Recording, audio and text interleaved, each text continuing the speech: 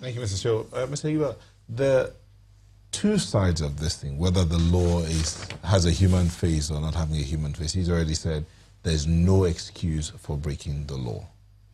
But I want you to talk to us about the role of the citizens in this security situation we find ourselves, in the face of the law and in the places where there are no laws. Thank you very much. I think by and large, the scenario is becoming more and more interesting. There's a saying that you cannot leave leprosy to fight ringworm, for instance. There are causes, root causes of this crisis.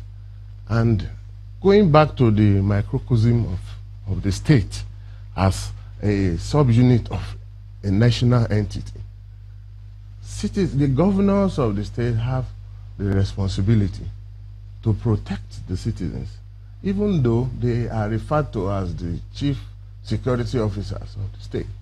But what they lack is the power of enforcement of laws. Even when you make the laws, you still have to rely on federal institutions to generate that enforcement aspect. And within the legal system, I think there's a lot of dialogue going on this vis-a-vis the issue of restructuring and amendments of laws which are ongoing even as we speak.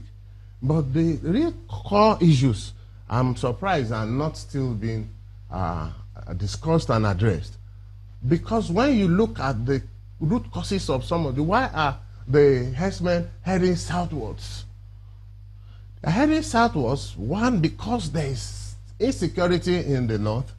Most parts of the north, even though there's a lot of massive efforts are being made to quell the rebellion, if I would say, the insurgencies in the northeast. But there are pockets of criminals, groups that still operate on uncontrolled armed groups that still operate within the system that make it difficult for these herdsmen to peacefully graze their cattle. So you don't think it's primarily about the law?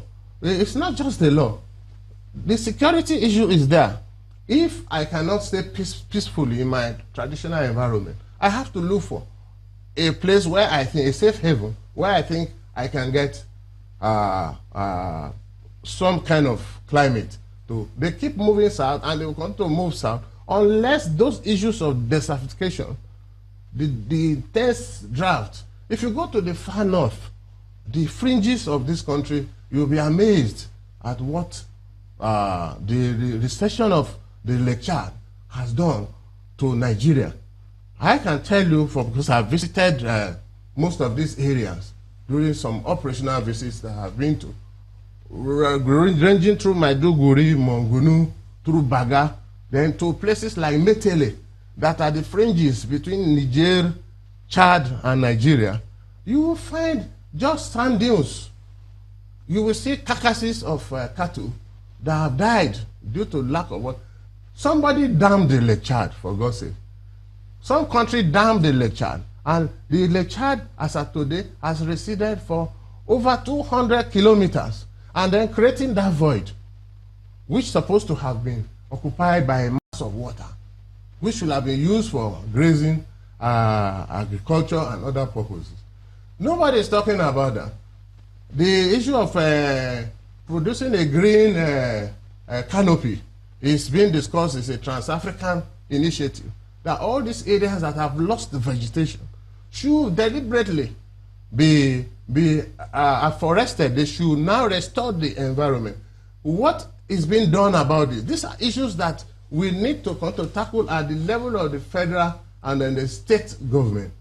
And then if you don't restore the habitat, because survival is a man by instinct will try to survive. And we must continue to look at this against the backdrop of this migration.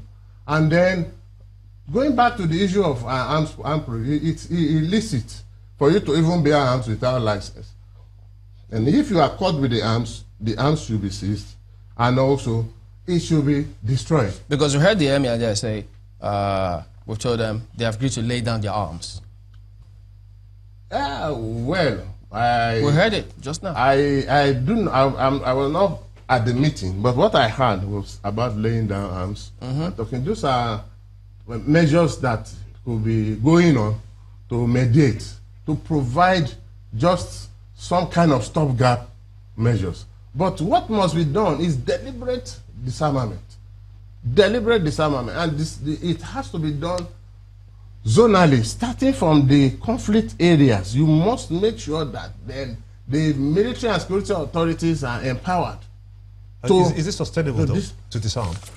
Yes, if you disarm, this is how it looks like. Arms themselves don't fire themselves. That's one. Two, if you leave man with his machete and they start fighting, machetes, the use of them are limited to muscular power. Because it seems, from your narrative, it would seem that this program will persist for even longer than we thought. If you said that the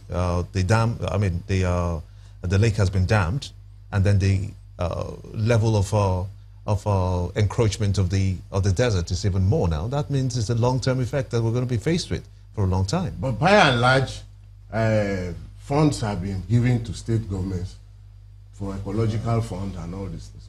What have been done with them? If you grow deliberately, renew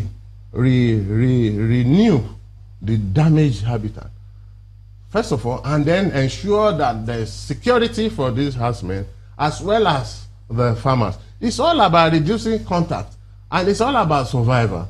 The farmer must bring out his crops, feed his family, sell the products. The herdsman also wants to sell his animal, grow it, and sell. So it's a situation of groups wanting to achieve their own, by all means, their own survival at the detriment of the other. So this power relation crisis has just set in. So part of your point is we need to see what can be done about the Lake Chad and sort that out so that the vegetation can come back rather than overtly fixated on law or no law, because that may not solve the problem. That is it. All right, retired Navy Commodore Abimbola Ayuba is a welfare specialist. Thank you for coming on this morning.